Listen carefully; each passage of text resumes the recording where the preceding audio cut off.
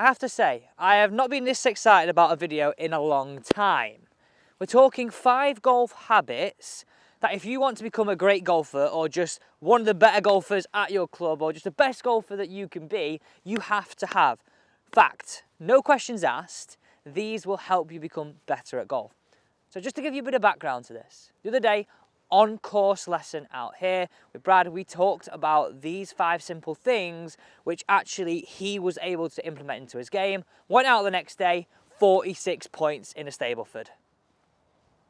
How good is that? Okay, here's number 1. Habit number 1, picking out and knowing and building facts of where you're hitting into. Now, no matter if it's a golf course that you played before or it's your home golf course, every time you get to the tee, identify how far 2 obstacles are or 2 pieces of trouble are. Okay, take this hole here. 15th here at Mottram, one of the hardest tee shots, so you've got to get it right. I want to know how far that bunker is on the right, but also how far it is to carry that water on the left. So no matter if you have a laser, a watch, a handheld device, your trolley or your phone, mark out and find out how far they are. Then you've got some information of where you're hitting into. The thing I said to Brad the other day is like, how hard is it hitting a blind shot? We never seem to hit shots well. We want to know where the ball and see where the ball is going. Well, this is what you're doing. So identify those pieces of trouble, find out how far they are. You can make your judgment whether you have to carry or lay up. You're educating yourself from the tee. Let's go on to number 2.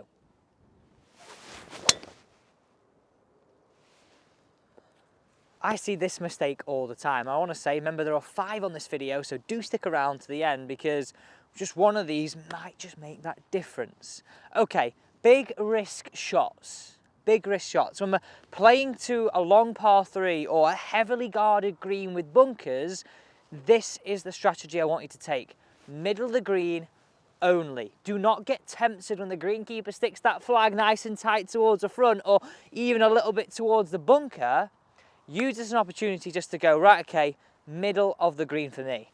Right, this is a tough hole. So I'm looking at like a 4-iron here, 190 yards, slightly downhill, middle of the green for me only.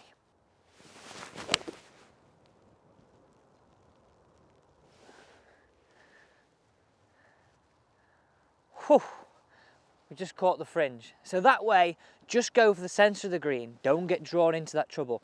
Tough, high-risk holes like this, get your net 2 points and run. So we just missed the green, but I want to just say, like, I think this is so valuable because if you try and play one to the front flag, come up just short, you miss. You try and play one close to a left flag and miss, you're then in the bunker. You've got to think of this logically. The ones at the back, we play to the middle, we're always safe. We're limiting our risk on really big disaster holes. And I honestly think these 5 tips can really make a big improvement to your game without having to really change your swing at all. And that's why you can have a massive impact. Okay, let's move on to the next one. This is good. I have to say, I think this one is one of the most overlooked ones on YouTube. Putting. And when you're putting from distance, just accepting getting it inside a bin lid is actually good. Far too many golfers of good or new levels, we try and hole every single putt. Now, of course, the objective is that, but I want you to make this stress-free. If you 3-putt, that is going to really hurt your score. So my advice to you is this. Look at your putt from down the line, make a triangle between yourself and the putt and the hole, because when you stood just behind it, it shortens the distance of the putt. Standing to the side, you can actually see a really good representation of how far the putt actually is. Then get behind the ball and you have a much better perception of your distance and therefore a much better chance of knocking it close.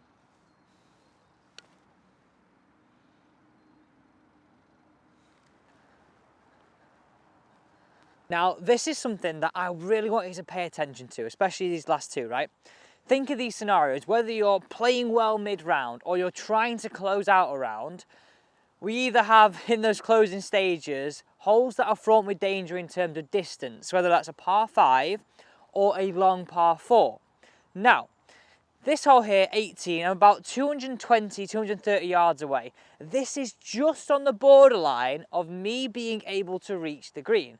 Now, up towards that green, it is bunkers everywhere. The one shot you don't want to leave yourself is the long bunker shot. So how I think about this is, what I want you to do and what I'm going to do right here is, I am going to lay up to a full shot distance. So very often on your yardage device or your phone or whatever you use, it will give you a little bit of information on what you've got to hit the distance to leave yourself 100 yards. And that usually is a nice full wedge.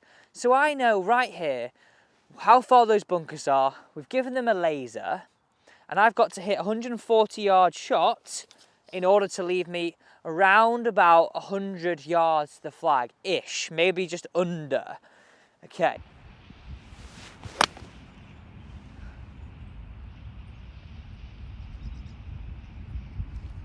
Cool.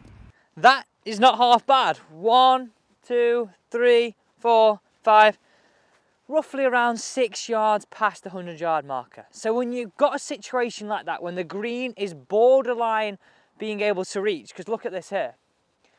Bunker, bunker, bunker, bunker. I'll say that again. Bunker, bunker, bunker, bunker.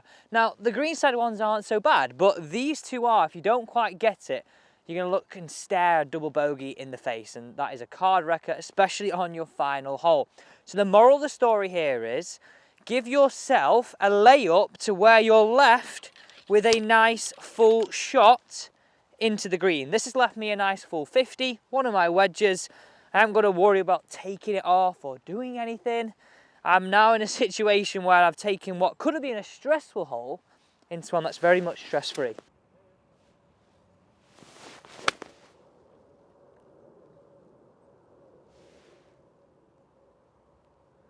That is a massive sign of winter golf. Divots just like that. Okay, this leads me really nicely onto my final one, keeping your clubs clean. And that's keeping your grooves clean. Have a look at this right here, right? Even though this might look really clean, it's not as clean as it should be.